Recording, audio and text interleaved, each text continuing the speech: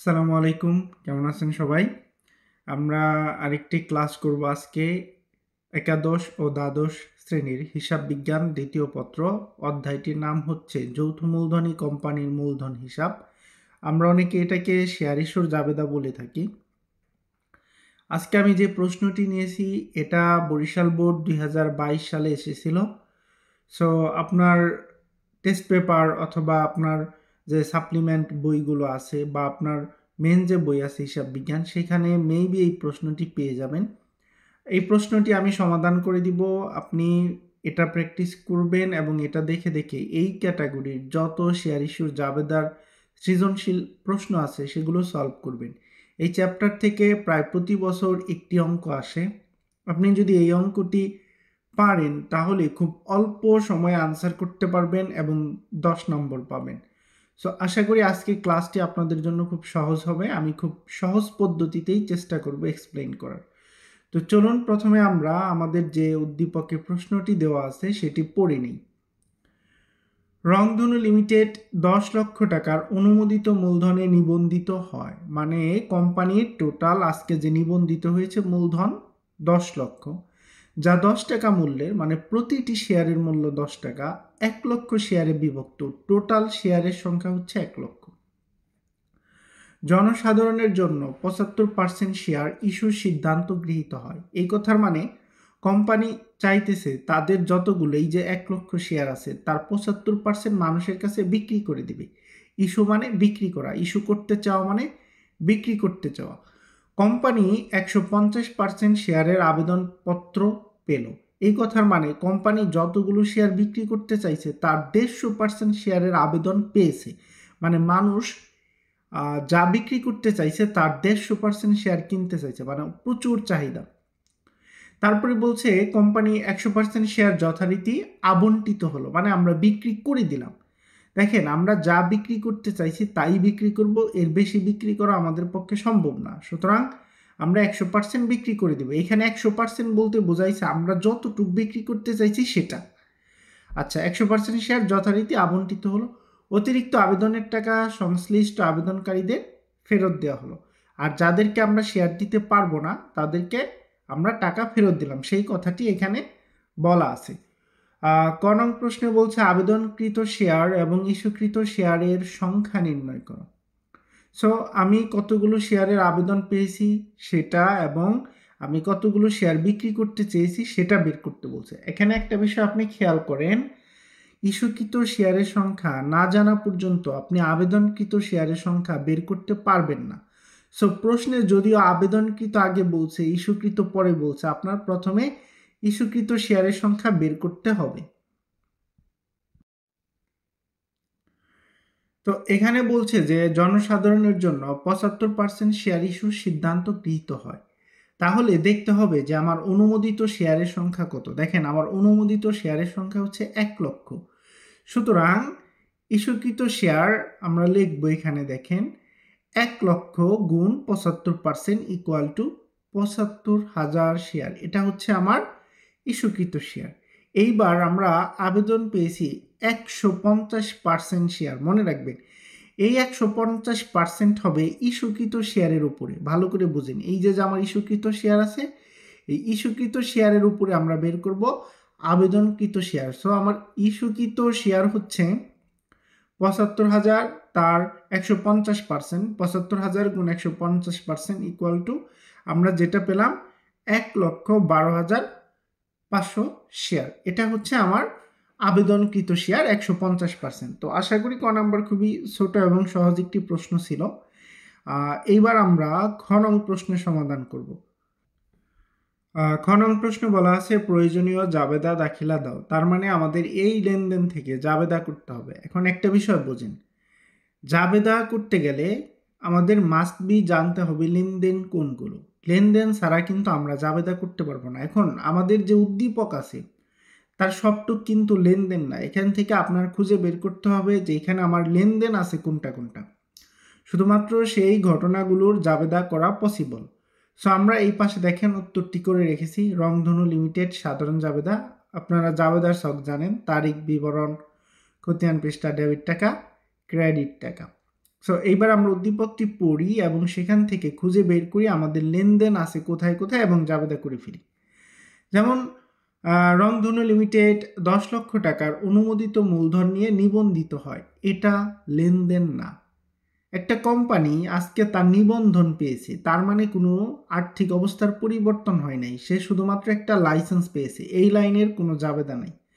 যা 10 টাকা মূল্যের 1 লক্ষ শেয়ারে বিভক্ত, এটা জাস্ট একটা বর্ণনা যে আমাদের শেয়ার আছে 1 লক্ষ, প্রত্যেকটার দাম হচ্ছে 10 টাকা। সো এটাও কোনো লেনদেন না। জনসাধারণের জন্য 75% শেয়ার ইস্যুর সিদ্ধান্ত গৃহীত হয়, তার মানে কোম্পানির যতগুলো শেয়ার আছে তার 75% শেয়ার আজকে আমরা বিক্রি করার সিদ্ধান্ত নিয়েছি। এই সিদ্ধান্ত নেওয়া কোনো লেনদেন নয় যতক্ষণ না আমরা বিক্রয় করি। এরপর বলছে দেখেন, কোম্পানি 150% শেয়ারের আবেদন পেল, এই লাইনটা লেনদেন। কেন এই লাইনটা লেনদেন? কারণ যারা আমাদের শেয়ার কেনার জন্য আবেদন করেছে তারা আমাদের ব্যাংক অ্যাকাউন্টে টাকা জমা দিয়ে আবেদন করেছে। এখন তারা যদি আমাদের ব্যাংক অ্যাকাউন্টে টাকা জমা দেয় তাহলে আমাদের ব্যাংকে টাকা বাড়ে, আর বাড়লে অবশ্যই আমাদের এটার জাবেদা করতে হবে, আর্থিক অবস্থার পরিবর্তন হয়েছে। এবার জাবেদায় কি করব দেখেন, যারা শেয়ার কিনবে তারা আবেদন করছে, শেয়ার কেনার জন্য আমাদের ব্যাংক অ্যাকাউন্টে টাকা জমা দিয়েছে, সো ব্যাংক হিসাব ডেবিট, কারণ আমাদের ব্যাংকে টাকা বাড়ছে, আপনারা এই জাবেদার কারণ জানেন। ওকে, এইবার দেখেন যারা টাকা জমা দিয়েছে তারা আবেদন করছে, তাদেরকে কিন্তু আমরা এখনো পর্যন্ত কোনো শেয়ার বা কিছু দেই নাই। সো যেহেতু দেই নাই তাদের কাছ থেকে আমরা কিন্তু টাকা নিয়েছি, আমাদের ব্যাংকে টাকা বেড়েছে। সো তাদের কাছে আমরা দায়বদ্ধ যতক্ষণ না তাদেরকে আমরা শেয়ার দেব, সেই জন্য এই দায়টাকে, দায় বাড়লে ক্রেডিট হয়, আমরা লিখেছি শেয়ার আবেদনকারী হিসাব ক্রেডিট। ওকে, এখন কেন শেয়ার আবেদনকারী লিখলাম? তারা পাওনাদারের মতো, কারণ তারা আবেদন করেছে, এই জন্য আবেদনকারী। টাকা কত হবে দেখেন, আমাদের প্রত্যেকটা শেয়ারের দাম হচ্ছে 10 টাকা, আর তারা 150% শেয়ার কেনার জন্য আবেদন করেছে। এখন 150% কতগুলো শেয়ার আমরা ক নং প্রশ্নে বের করেছিলাম, চলুন দেখে আসি। যে আবেদন করেছে তারা 1,12,500 শেয়ার, সো তারা 10 টাকা করে 1,12,500 শেয়ারের টাকা জমা দিয়েছে। তাহলে আমরা কি করতে পারি, এই 10 গুণ 1,000 টোটাল হবে 11,25,000 টাকা ডেবিট, 11,25,000 টাকা ক্রেডিট, পাশে আমরা দিয়ে দিলাম। তারপরে দেখেন কি বলছে, 100% শেয়ার যথারীতি আবন্টিত হলো এবং অতিরিক্ত আবেদনের টাকা সংশ্লিষ্ট আবেদনকারীদের ফেরত দেওয়া হলো। আচ্ছা, এইখানে আমরা যেইটা করছি দেখেন, এই যে আমরা মানুষের কাছ থেকে 11,25,000 টাকা নিয়েছি, এদেরকে আমরা যতগুলো শেয়ার বিক্রি করতে চাইছি ততগুলো শেয়ার দিয়ে দিছি। আমরা বিক্রি করতে চেয়েছি 75,000 শেয়ার, এর বেশি আমরা দিতে পারবো না, আমাদের বিক্রি করার জন্য এতটুকুই আছে। সো 75,000 শেয়ার আমরা তাদেরকে দিয়ে দিছি। আর যাদেরকে আমরা শেয়ার দিতে পারিনি, তাদেরকে আমরা টাকা ফেরত দিয়ে দিছি। সো এই যে আমার একটা দায় তৈরি হয়েছিল শেয়ার আবেদনকারী হিসাব 11,25,000 টাকা, এই দায়টা আজকে আমার শেষ হয়ে গেল। দায় যখন বাড়ছিল তখন ক্রেডিট করছিলাম, এখন কমে গেল তাই ডেবিট করে দিলাম। সো শেয়ার আবেদনকারী হিসাব ডেবিট 11,25,000 টাকা। এইবার বুঝেন তাদেরকে আমরা কি দিয়েছি, আমরা 75,000 শেয়ার দিয়েছি। সো এই যে যেহেতু আমরা তাদেরকে 75,000 শেয়ার দিলাম, তারা কিন্তু কোম্পানির মালিক হয়ে গেল। এখন যেহেতু তারা কোম্পানির মালিক হয়ে গেছে, তারা আমাদের কোম্পানির অ্যাকাউন্টে, ব্যাংক অ্যাকাউন্টে যত টাকা জমা দিয়েছিল সেটা কিন্তু এখন মূলধন, কারণ মালিকের টাকা সব সময় ব্যবসায়ে মূলধন হিসাবে গণ্য হয়। সো তাদের টাকাকে আমরা এখন মূলধন তৈরি করে দিব, মূলধন হিসাব ক্রেডিট 7,50,000 টাকা। কিভাবে 7,50,000 টাকা? আমরা আজকে দিয়েছি 75,000 শেয়ার, তাদের কাছ থেকে আমরা নিয়েছিলাম 10 টাকা করে, আর আমাদের প্রত্যেকটি শেয়ারের মূল্য কিন্তু 10 টাকা, ফেস ভ্যালু 10 টাকা। সুতরাং 75,000 গুণ 10 ইকুয়াল টু 7,50,000 টাকা। এইবার বাদ বাকি যে শেয়ার আছে তাদেরকে কিন্তু আমরা শেয়ার দিতে পারবো না, যেহেতু তাদেরকে আমরা শেয়ার দিতে পারবো না তাই তাদেরকে আমরা টাকা ফেরত দিব। সো টাকা যদি ফেরত দেই ব্যাংক হিসাব কি হবে? ক্রেডিট হবে। ব্যাংক হিসাব ক্রেডিট হবে, কারণ টাকা ফেরত দিলে আমাদের ব্যাংক অ্যাকাউন্টে টাকা কমে যায়। এখন তাদেরকে আমরা কত টাকা ফেরত দিব দেখেন, আমরা শেয়ার বিক্রি করলাম ৭৫,০০০, আমরা মানুষের কাছ থেকে নিয়েছিলাম ১,১২,৫০০ শেয়ারের টাকা। সো ৭৫,০০০ যেহেতু দিয়ে দিছি, ৭৫,০০০ বাদ দিলে আরও ৩৭,৫০০ শেয়ার, এর টাকাটা আমাদের আজকে ফেরত দিতে হবে। তাদের কাছ থেকে কত করে নিয়েছিলাম? ১০ টাকা করে। সো ফেরতও দিব ১০ টাকা করে। ৩৭,৫০০ গুণ ১০, টোটাল আমরা পেলাম ৩,৭৫,০০০ টাকা। সুতরাং ব্যাংক হিসাব ক্রেডিট ৩,৭৫,০০০ টাকা। কারণ লিখবেন ইস্যুকৃত শেয়ারগুলি বিলি করা হলো এবং অতিরিক্ত আবেদনের অর্থ আবেদনকারীদের ফেরত দেওয়া হলো। জাবেদার আমরা যোগফল নামিয়ে দিলাম। সো এই ছিল আমাদের খ নম্বরে জাবেদা, একেবারেই ছোট অঙ্ক। এইবার চলুন আমরা গ নং প্রশ্নটি সমাধান করি। গতে বলছে আর্থিক অবস্থার বিবরণী প্রস্তুত করো। এখানে দেখেন আমরা লিখছি রংধনু লিমিটেড আর্থিক অবস্থার বিবরণী, আমরা শখ করে রেখেছি বিবরণ টাকা টাকা। আর্থিক অবস্থার বিবরণীর দুইটি পার্ট থাকে, একটা হচ্ছে সম্পদ, আরেকটা হচ্ছে শেয়ার মূলধন ও দায়সমূহ।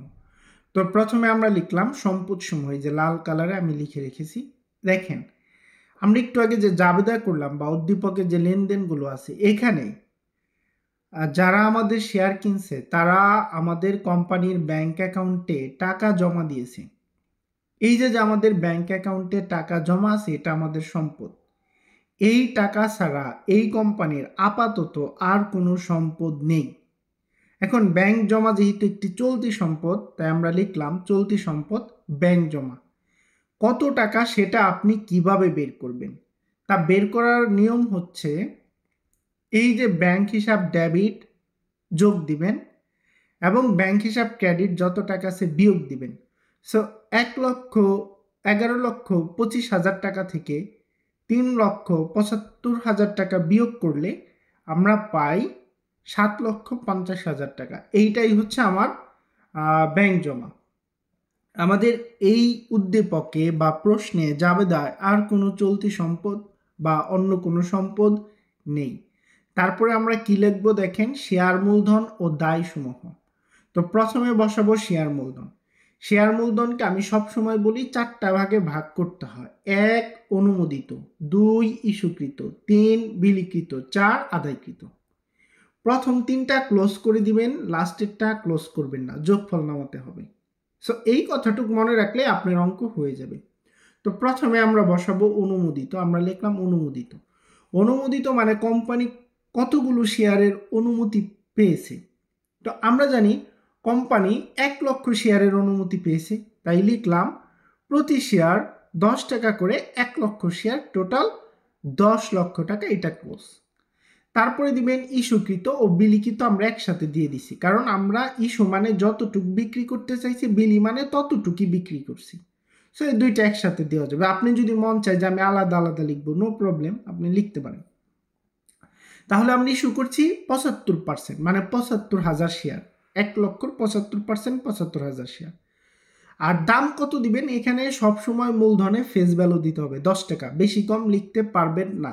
কোম্পানি নিবন্ধন হওয়ার সময় শেয়ারের মূল্য যা থাকে তাই দিতে হবে মূলধনে, এর বেশি কম দেওয়া যাবে না। সব প্রতিটি শেয়ার 10 টাকা করে, ৭৫,০০০ শেয়ার, ৭,৫০,০০০ টাকা, এটাও ক্লোজ করে দিলাম। সর্বশেষ আদায়কৃত মূলধন, এইটা ক্লোজ করবেন না। দেখেন আমরা যে এই যে ৭৫,০০০ শেয়ার বিক্রি করলাম, এর কোনো টাকা কি আমাদের বকেয়া আছে? না, আমরা কিন্তু সব টাকা পেয়ে গেছি, কারণ যারা শেয়ার কিনবো তারা তো প্রথমেই আমাদের অ্যাকাউন্টে টাকা জমা দিয়ে আবেদন করছে। সুতরাং আমাদের কোনো বকেয়া নেই, সব টাকা পেয়ে গেছি। তাই প্রতি শেয়ার 10 টাকা করে, ৭৫,০০০ শেয়ার, ৭,৫০,০০০, এইটা ক্লোজ করবেন না। এরপরে দেখেন এই অঙ্কে আর কোনো দায় আছে কিনা, বিশেষ করে দেখবেন শেয়ার অধিহার আছে কিনা। যদি অধিহার থাকে সেটা সঞ্চিত উদ্বৃত্তে দিবেন। তো আজকের অঙ্কে আমাদের কোনো অধিহারের পরিমাণ বা অধিহার সম্পর্কে কিচ্ছু বলা নাই, সুতরাং অধিহার নেই। এই ৭,৫০,০০০ যোগ করে আমরা নিচে ক্লোজ করে দিলাম ৭,৫০,০০০। সো আমার সম্পদ পাশের যোগফল ৭,৫০,০০০, শেয়ার মূলধন ও দায় পাশের যোগফল ৭,৫০,০০০। একেবারেই সহজ অঙ্ক, এটাই ছিল আমাদের ব্যালেন্স শিট। একটু মুখস্থ রাখতে হয়। আমি যে সহজ পদ্ধতি এখানে দেখেন আমি কালার করে লিখে দিয়েছি, আপনি এটা ফলো করলেই একদম নির্ভুলভাবে করতে পারবেন। সো আজকে ক্লাস থেকে এখানেই বিদায় নিচ্ছি, সবাইকে ধন্যবাদ। আর সবার প্রতি একটা অনুরোধ থাকবে, আমাদের ক্লাসটি যদি আপনার ভালো লাগে আহ, অবশ্যই আপনার বন্ধুদের মাঝে আমাদের ক্লাসটি শেয়ার করবেন যাতে সেও এই সুন্দর পদ্ধতিতে অঙ্কগুলো শিখতে পারে। সো আমি আওয়াল হোসেন আজকের ক্লাস থেকে এখানেই বিদায় নিচ্ছি। আবার পরবর্তী ক্লাসে আমি আরও বোর্ড কোশ্চেন সলভ করে দেওয়ার চেষ্টা করব। সেই পর্যন্ত সবাই ভালো থাকুন, সুস্থ থাকুন। আসসালামু আলাইকুম।